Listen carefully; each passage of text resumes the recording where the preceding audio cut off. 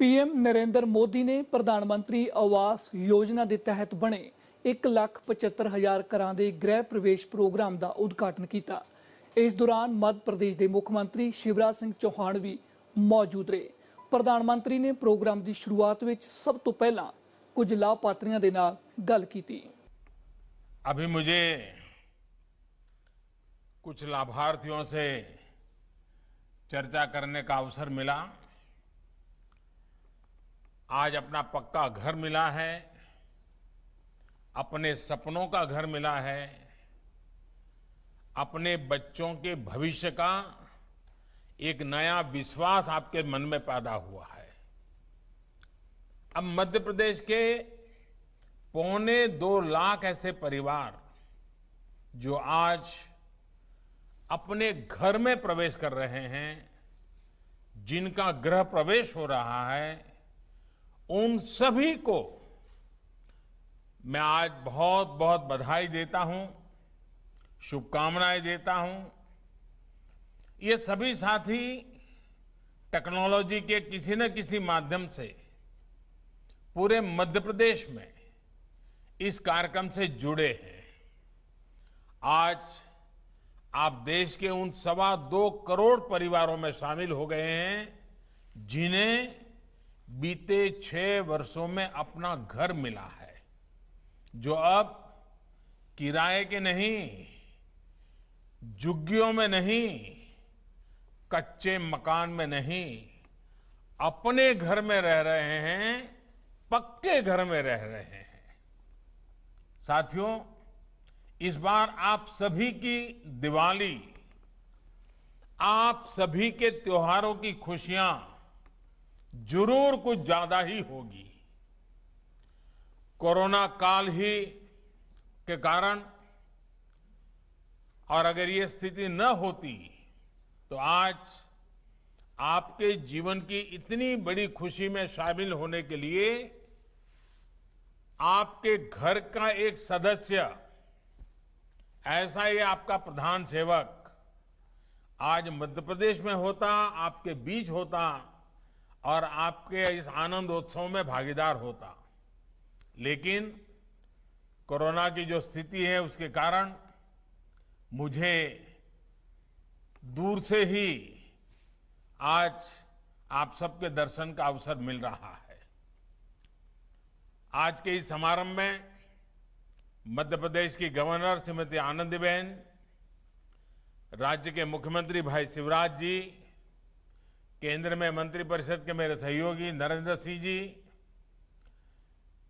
मेरे साथी भाई ज्योतिरादित्य जी, मध्य प्रदेश के मंत्रीगण के सदस्य, सांसद और विधायकगण, ग्राम पंचायतों के प्रतिनिधिगण और मध्य प्रदेश के गांव-गांव से जुड़े सभी मेरे प्यारे भाइयों और बहनों, आज मध्य प्रदेश में सामूहिक गृह प्रवेश का ये समारोह 2.25 लाख गरीब परिवारों के लिए तो अपने जीवन का यादगार पल है ही, देश के हर बेघर को अपना पक्का घर देने के लिए भी एक बड़ा कदम है। आज का ये कार्यक्रम मध्य प्रदेश सहित देश के सभी बेघर साथियों को एक विश्वास देने वाला भी पल है। जिनका अब तक घर नहीं, एक दिन उनका भी घर बनेगा, उनका भी सपना पूरा होगा। साथियों, आज का ये दिन करोड़ों देशवासियों के उस विश्वास को भी मजबूत करता है कि सही नियत से बनाई गई सरकारी योजनाएं साकार भी होती हैं और उनके लाभार्थियों तक पहुंचती भी है। जिन साथियों को आज अपना घर मिला है, जिनसे मेरी बातचीत हुई है और जिनको मैं स्क्रीन पर देख पा रहा हूं, उनके भीतर के संतोष, उनके आत्मविश्वास को मैं अनुभव कर सकता हूं।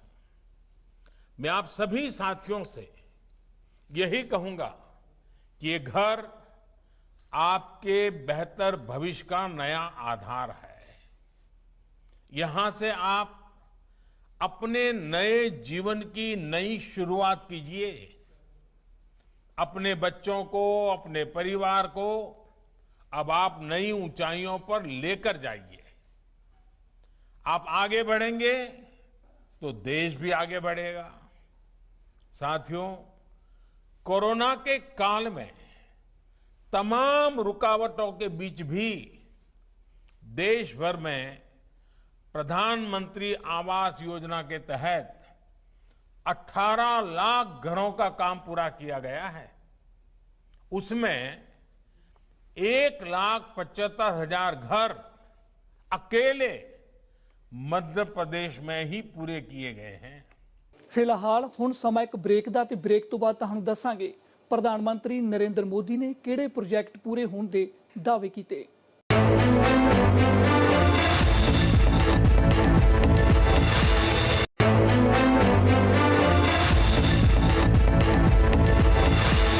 ਪ੍ਰਧਾਨ ਮੰਤਰੀ ਨਰਿੰਦਰ ਮੋਦੀ ਨੇ ਕਿਹਾ ਕਿ ਇਸ ਵਾਰ ਦੀਵਾਲੀ ਦੀਆਂ ਤੁਹਾਡੀਆਂ ਖੁਸ਼ੀਆਂ ਕੁਝ ਵੱਖਰੀਆਂ ਹੋਣਗੀਆਂ। ਉਹਨਾਂ ਦਾਅਵਾ ਕੀਤਾ ਕਿ ਗਰੀਬ ਕਲਿਆਣ ਅਭਿਆਨ ਦੇ ਤਹਿਤ ਵੱਖ-ਵੱਖ ਰਾਜਾਂ ਦੇ ਵਿੱਚ 23,000 ਕਰੋੜ ਦੇ ਪ੍ਰੋਜੈਕਟ पूरे किए जा चुके हैं। इस दौरान जिस गति से काम हुआ है वो भी अपने आप में एक रिकॉर्ड है। सामान्य तौर पर प्रधानमंत्री आवास योजना के तहत एक घर बनाने में औसतन 125 दिन 125 दिन का समय लगता है। लेकिन अब जो मैं बताने जा रहा हूं वो देश के लिए, हमारे मीडिया के साथियों के लिए भी ये बहुत सकारात्मक खबर है।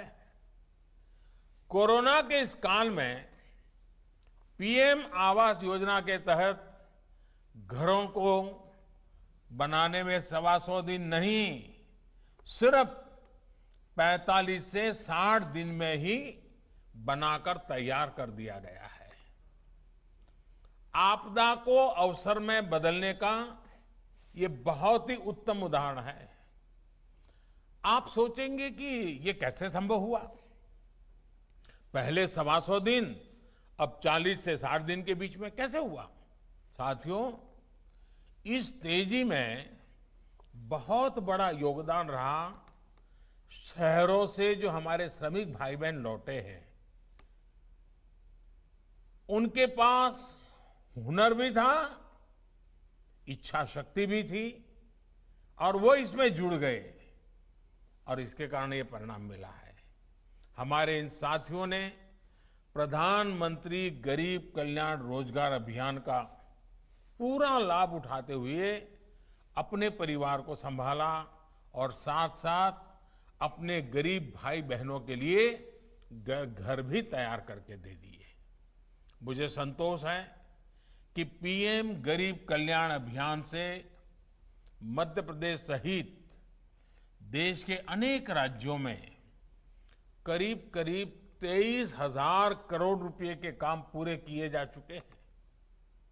इस अभियान के तहत गांव-गांव में गरीबों के लिए घर तो बन ही रहे हैं, हर घर जल पहुंचाने का काम हो, आंगनवाड़ी और पंचायत के भवनों का निर्माण हो, पशुओं के लिए शेड बनाना हो, तालाब और कुएं बनाना हो, ग्रामीण सड़कों का काम हो, गांव के विकास से जुड़े ऐसे अनेक काम तेजी से किए गए हैं।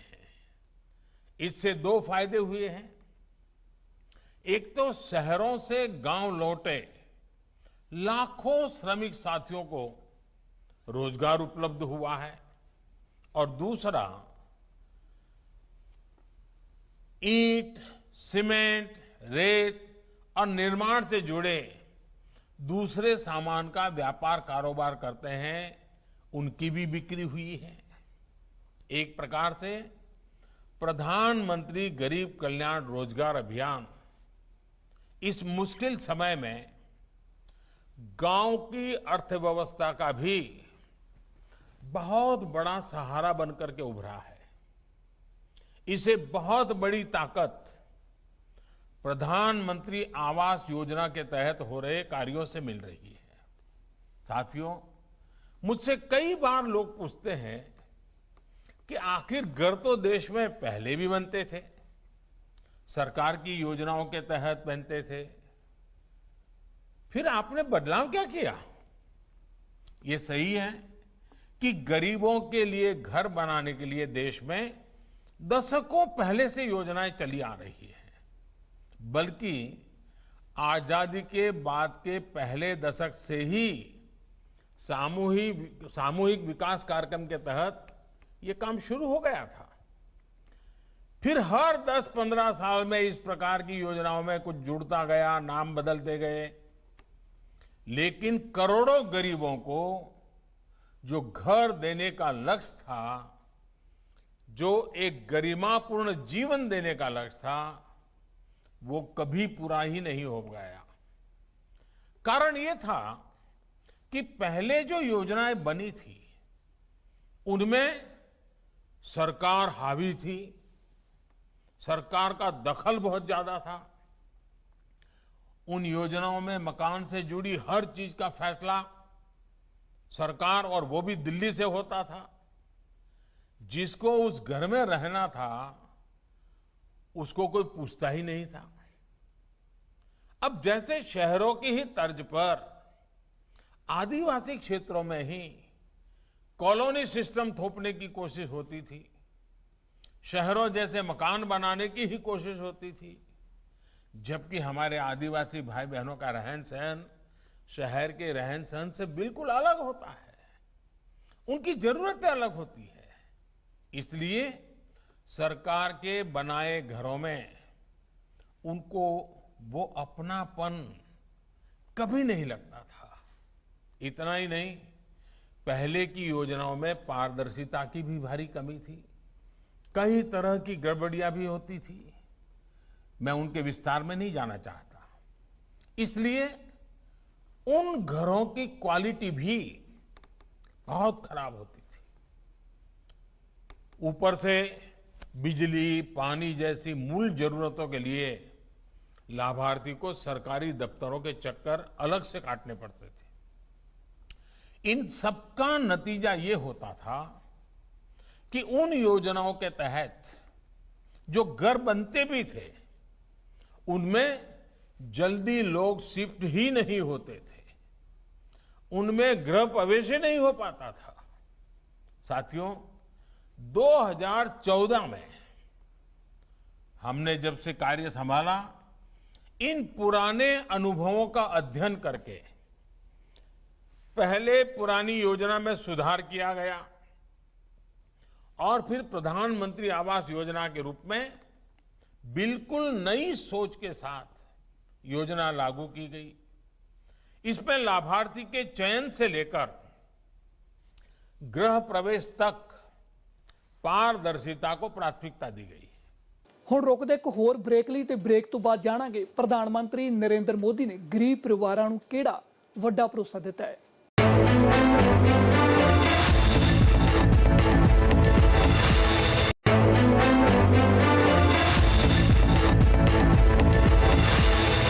ਪ੍ਰਧਾਨ ਮੰਤਰੀ ਨਰਿੰਦਰ ਮੋਦੀ ਨੇ ਕਿਹਾ ਕਿ ਪਹਿਲਾਂ ਗਰੀਬ ਸਰਕਾਰ ਦੇ ਪਿੱਛੇ ਦੌੜਦਾ ਸੀ, ਜਦਕਿ ਹੁਣ ਸਰਕਾਰ ਗਰੀਬਾਂ ਕੋਲ ਜਾ ਰਹੀ ਹੈ। उन्होंने दावा किया कि चोण तो लैके निर्माण कार्य तक पूरा ढंग पारदर्शी बरता गया है। पहले गरीब सरकार के पीछे दौड़ता था, सिफारिश के लिए ढूंढता था लोगों को।